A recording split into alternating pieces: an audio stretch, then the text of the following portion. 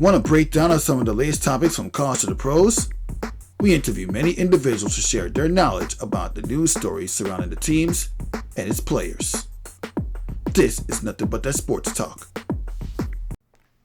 And welcome back to another episode of Nothing But That Sports Talk. I'm Rafique Louison alongside Ryan Walker. And well, you know, we're just almost a month removed from no basketball, no sports.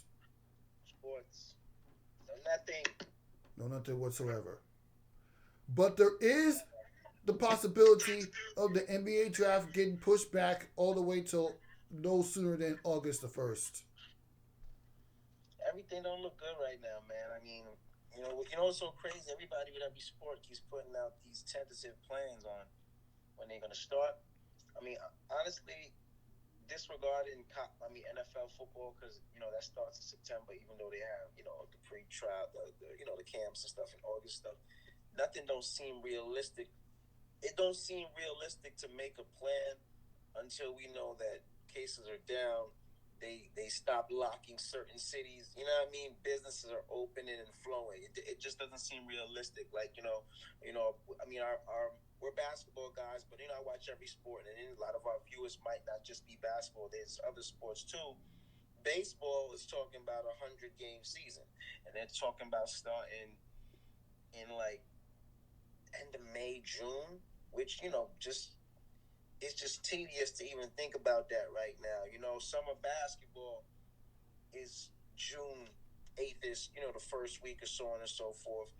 And that seems realistic, and even that seems far-fetched. You know what I mean? And that's what we don't want to hear or feel because we all want summer basketball. Nobody's looking more forward towards Dykeman and Tri-State and Gersh and Lincoln Park and West Fourth, Watson and so on and so forth more than me.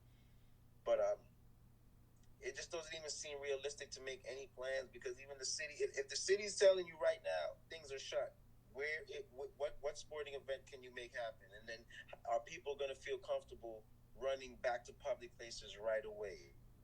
Yeah. And you know what? Well, it's I'm, going to be. I'm reading I'm reading news stories about MLB putting together a virtual league of 29 seasons that goes all the way up until April 28th. And of course, you have the NBA 2K tournaments. Not as Yeah, exciting it's going to as be the in-person one, but you know what?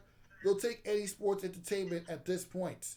Yeah, I'm just watching a lot of the archives. It's cool how ESPN, like every other night, does the NBA Finals recaps of certain things and watch other stuff here and then. To date now, what are we at? April 10th today? Am I saying that correct? At the time Yes, you're saying correct. April 10th, April 19th. So that's next week Sunday. That's the Jordan thing with like that 4-part That documentary. 10-part documentary with Michael Jordan. Yes, Which leads me indeed. to this question. Sure. What was it like watching Michael Jordan to you growing up as a basketball fan?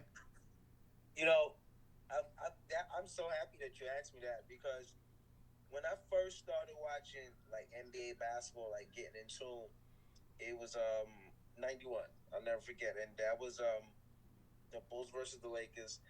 For some reason, at first, I like Magic, so at that finals, I was rooting for the Lakers. But we all got educated about the resurgence. Like I can't even say resurgence, but that was like his coming out party. Like even though he did great things, but in the NBA Finals that year, everybody got to know who the Bulls in Chicago and Mike was. So I became a Bulls fan then, believe it or not. I was a Bulls fan from '91 to '92 when they repeated. And I don't know what it is about the '92, '93 Knicks that the way they just played, the way they embodied the city. I became a Knicks fan then, and then that pretty much was it. But not to talk about my shitty Knicks right now, my poor Knicks, part of my French. But the Bulls in '91 and '92 to watch Jordan go, through that process, that maturation. It was scary. It was one of those things where you hated him so bad as a young person, but that hate was really respect, and it turned into respect because he was just so dominant, and you know what I mean. And everybody always likes to cliche Jordan and say, "Oh, he stopped the Knicks and Ewing for getting titles." Michael stopped everybody in the Eastern Conference from getting the titles. He demoralized Cleveland. Cleveland was never the same until LeBron James got there and won them a title, right? I mean, Yeah, Miami wasn't exactly. winning during those times. The Knicks wasn't winning. The Pacers wasn't getting through because they were getting stopped. Then the Detroit Pistons, the early Pistons were beating the Bulls, but then the Bulls beat that barrier into the Pistons. So then after that, they dominated everybody in the East. So when people like to generalize, oh, he dominated, he stopped everybody. He stopped everybody. The other guys on the other side weren't winning either. So he was dominant.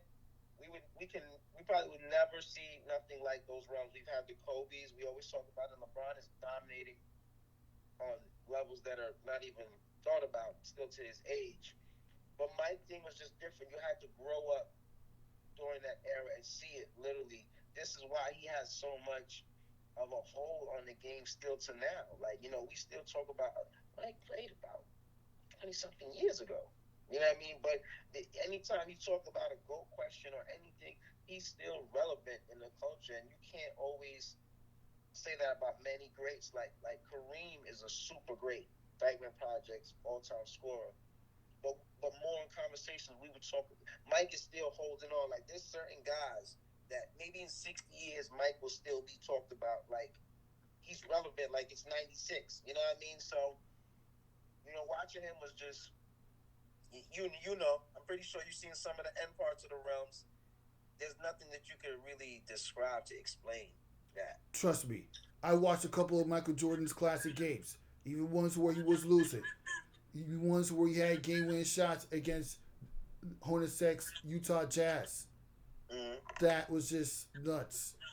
During his 6-year run, I mean, he had the whole career, but like 91, 92, 93, boom, he retired.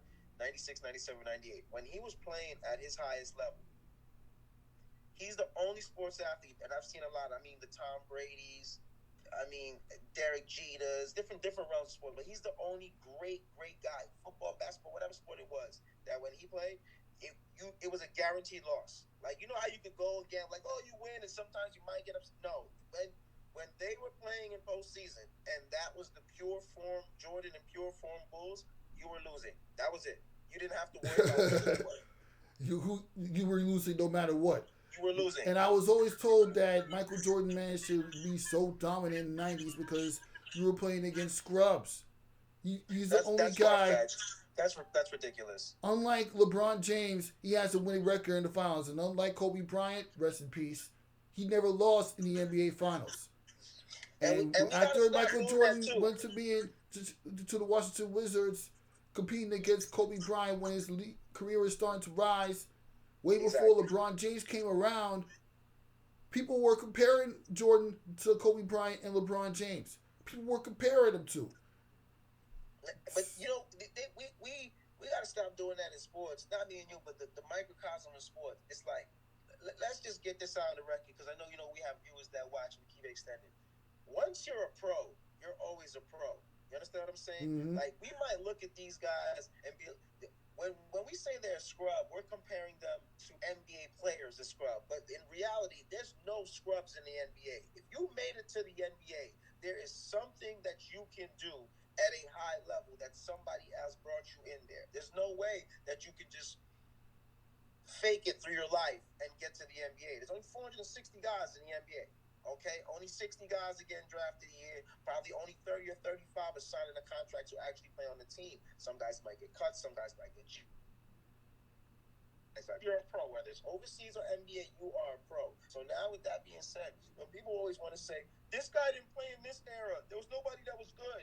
LeBron can't play back in the days because it wasn't too physical. That is absolutely ridiculous. Jordan, when you could play in any era. And to say that Jordan played against scrubs is ridiculous. When he played against the Pistons, when it was Joe Dumars and Isaiah Thomas, were they scrubs? Clyde Drexler was on Portland. Was he a scrub? You know what I mean? Reggie Miller, Indiana Pacers, same division. He played him 4 times a year. Was that guy a scrub? No, he was not. And I could actually prove the point because of that ridiculous leagues that could come back against the Knicks. It's ridiculous. We didn't have no lockdown defender, but the Knicks play defense hard, and they play defense physical. We threw every kind of attack at him. He still found a way to be dominant and do what he does. The Knicks had game winners against Michael Jordan. The Knicks have had game winners against Michael Jordan. And you know what? And There's guys a got to lot find what you can guys just don't expect know from this each other. upcoming documentary by the great MJ Yeah. himself. Next week Sunday, I make sure I know we're gonna be watching. That's gonna be this is gonna be big. I think it's a 4-part series.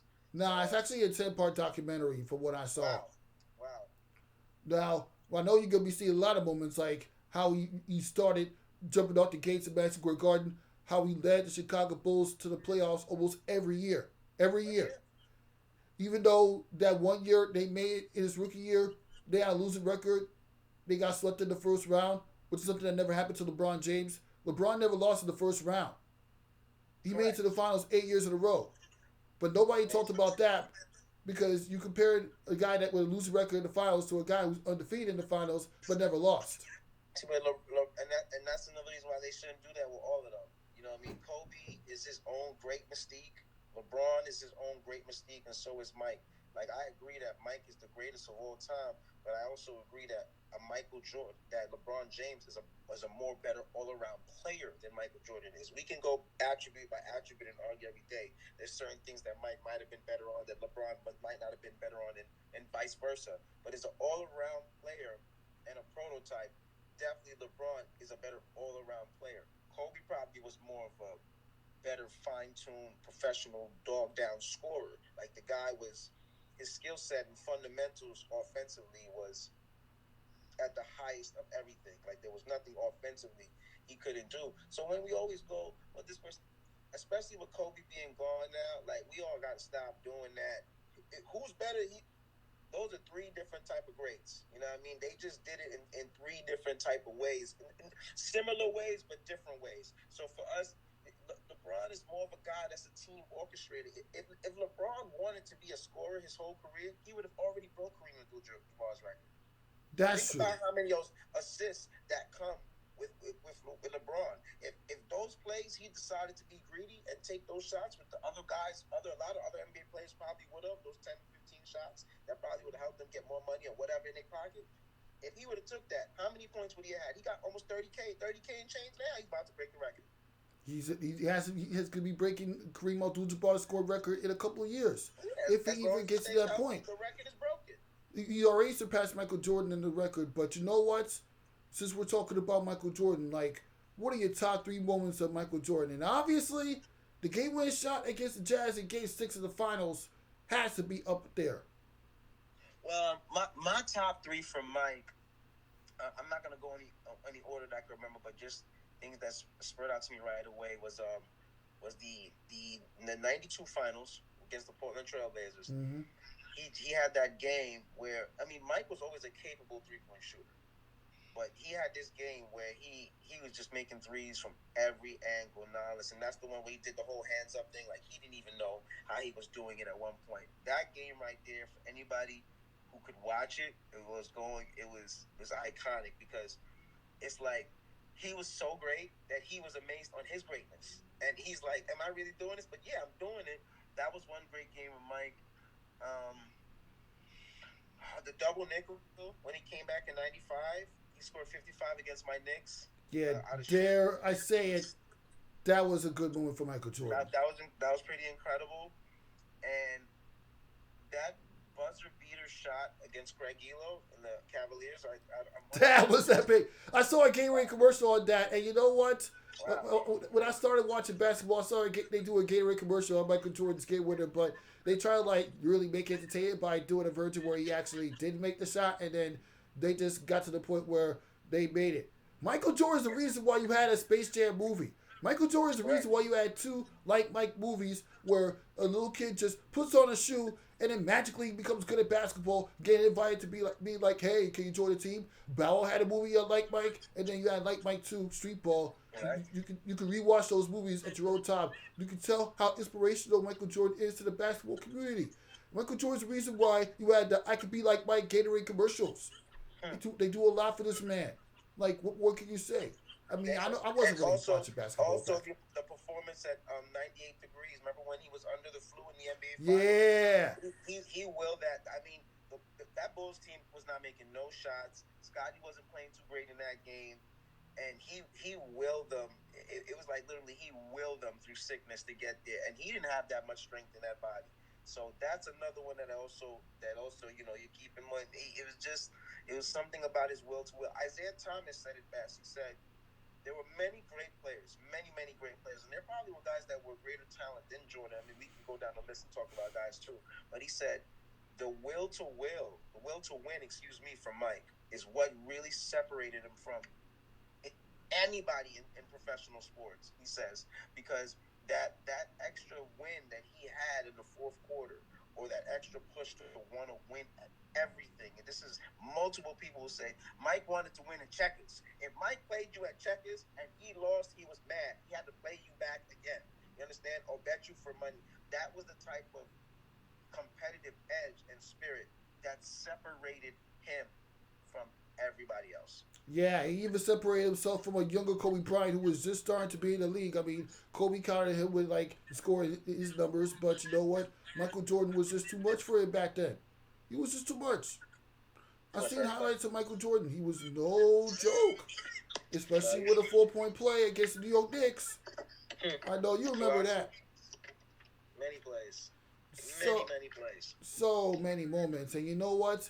He's the only guy to have at least 72 wins in a regular season and win a championship, unlike the 2016 Warriors. Yeah, well, they fell one game short. We're not gonna move on the Warriors, but hey, Kyrie made a big shot. But down. But it's true. The Bulls 72-10. I went to the playoffs and dominated. That's just Michael's legacy, man. That's his dominance, man. For that time, there was nothing you could stop. You could pretty much say when the season ended in April, you might as well just go to Chicago in June and get ready for the parade, because that's what was going to happen every year. When they were playing, it didn't make any sense to play the next 4 rounds, because they were going to the Chicago and they were going to win the finals, and they were going to have a parade in June. He was just that dominant. Yeah, imagine if you put Michael Jordan for the championship teams on any of the teams in the modern era. Which team would you put Michael Jordan on in this day and age for the 2019-2020 season? I mean, that's tough, and it wouldn't matter because if they could win without Mike, that means his presence. They're going to sweep the finals, I guess, right? I mean, there've been a lot of really good teams. I actually did like that little. They didn't win as many, but the Cavalier team a couple years ago with LeBron and Kyrie, that was pretty good. It would have been. I mean, I don't even know if it would have been fair to put him on the Warriors Durant teams. That would just be They were colossal. You dominant know what? enough. It would have been good to see him like something that made sense. Maybe like the Miami Heat team, Wade and LeBron. Maybe that would have been a nice little mix because they didn't have too much hype. But those three guys together, I guess, if we could, change it, would be a sight to see. Or Mm-hmm. maybe him on people forget about that 2011 Mavs team. That would have been nice to see him with Dirk, and those guys shared the ball, and he had defenders. He could have definitely went nuts on a team like that. I'm pretty sure Mark Cuban would let him shoot whatever shot he wanted. Or the 2019 Toronto Raptors, because of the fact that you had Kawhi Leonard, who had a game-winning That shot for does them. make sense.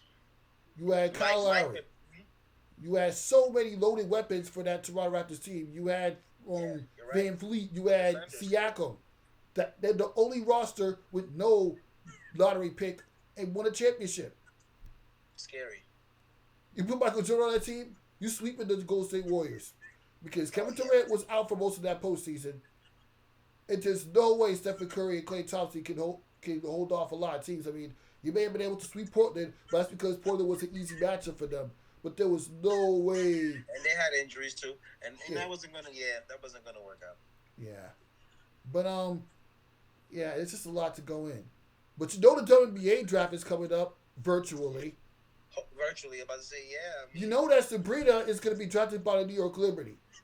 In well, your that's a young mind, girl from Baylor, right? yeah. Yeah, she's a bucket. In She's a your killer. no, They actually, need it's a her. girl The from Liberty or. stink. They need something. They need It's it. actually the Sabrina girl from Oregon. But Morgan, pardon me, the Ducks. Yes, I'm looking. I'm remembering the jersey. Yes, with the green on it and so on and so forth. Pardon me. Yeah, she's a killer, bro. what impact would she have on the New York Liberty that hasn't seen postseason action in years? In 500 years, the impact would be immense because we're terrible. The Liberty are terrible, and they need to. It's sad because they the coaching they worked on it, and it's decent. I don't want to poo poo on them. Like I said, people gonna be watching our show. Oh, I don't know why it hasn't really worked out in the last 2 3 years. After Lambier, then there was somebody else coming. I think there's a young lady who's coaching in there. I forgot the young lady's name off top. But they need a big time talent. They need a big time talent. Let that young lady, if we can get her drafted there, let her get drafted there, and give her the keys to the car and let her run the team. Because at the end of the day, Tina Charles is very good. Christ the King. I actually remember her vividly because my cousin went to Christ the King, Andrew Gabriel, and they went to school around the same time. And Tina's dominant. Tina can play, but you don't want to waste Tina's prime of her career now. You want to make sure that you can get a guard in there that can play. I believe Epiphany's back overseas now, so a lot of that what they had in it, a lot of things they have is young, but they need a big time talent to kind of resurge everything down there. So if they could get her, they need that immediately down there because it wasn't. Did you see what they did last year? It was terrible. The Liberty were just straight terrible, straight garbage. I Mm-hmm. seen the game against the Indiana Fever on the only regular season game at the Garden. I mean, excuse me, at Barclays Center. They were just they held their own, but Indiana was just too much. They're terrible, and Speaking, please believe they have a strong fan base. The ones who are in tune with the Liberty, they support the ladies support. There's a lot of people that's definitely in their corner. They're in what they're in the they're playing not Glen Falls. Where they play at the Civic Center? Where was it? Where they play? Westchester County, right? yeah, Westchester County Center. So they do have a people that love that Liberty team. They just need to get some wins behind them too to bring everything back. That's all they really need. Yeah, I remember back in the day when the Liberty had like the Tina Charles led the Liberty all the way to the playoffs. They had one loss against the Phoenix Mercury. They had another loss against the Washington Mystics. And then a couple years before that, when they were the top seed, they couldn't take out the Indiana Fever. Yes, listen to me. Well, they had Tamika Catchings and all those girls down there. And those teams were raw and they were out. But you talking about those times, I can take you back to Rebecca Lobo, Sue Wicks, Kim Hampton, Teresa Weatherspoon, Sophia I was just Witherspoon. gonna say Teresa Weatherspoon, where she had a half court shot against the Houston Yeah, Comets. well, that Even was though that Teresa team doesn't Weatherspoon, exist yes, anymore, and sadly. Sophia Witherspoon was the shooting guard. Vicky Johnson days. Those girls were going to the finals. They were making deep runs. They had good teams. They had the Garden rocking at that time. Those are really good Liberty Even teams. though they never won a championship, which is the whole Never won a purpose of championship. putting That's like the those New York players basketball thing together. right now. And Sabrina might be the key they need. I mean, Telling you you, cannot add a player it's raw. who had over 2,000 points, 1,000 assists, 1,000 rebounds, 1,000 steals, and not win a championship. You have to She's put that raw. roster together. You have No, to. no, she's big time, and they can get that. They need they. A That's year after a Final Four appearance. It's a shame killing. she didn't really get to show how far she could go because of, you could think, I'm not even going to say what it is because I can't say it out of the air, but Yeah, you give know us what's that happening. number one pick, please. You don't need to beg because Sabrina coming to Liberty is going to happen. It's gonna happen. It's locked in. And It's as a locked New in. York sports fan, we are hungry for championships. Yes. Anywhere. Come in lacrosse right now, we might have a parade. So In other words, like, you notice all the New York schools are, you notice all the New York playgrounds are shut down for until at least the end of April. yes. Do you see Dykeman and Rucker Parks games being played this summer or postponed? I hope so. It doesn't look good, but I hope so. My heart, I hope so. I hope at least half of something. I know the guys that want to play, they want to play. They definitely want to play. So as long as the world is fine, I trust me, I hope so. But I can't right now, April 9th, 10th, or whatever date we're in again. I can't say it strongly and feel confident about it. You know what I mean? I'm an essential worker with both of my jobs, and we just trying to make sure we get to work every day to make sure the people is right at work and we can continue the cycle of life. So, to think about that's something that I don't even want to concentrate about until like the third week of May. I want to act like it's gonna happen and just say we hope. That's the best I can say about that. Yeah, that's the best. As we come to the episode, nothing but we come to the end of this episode, nothing but that sports talk. Thank you for stopping by again, Ryan Walker. Appreciate I, you, Feet, Rafique man. This is Louison, good. tell you stay safe and get your head in the game. Yeah, stay healthy, man. Be good. Mm-hmm.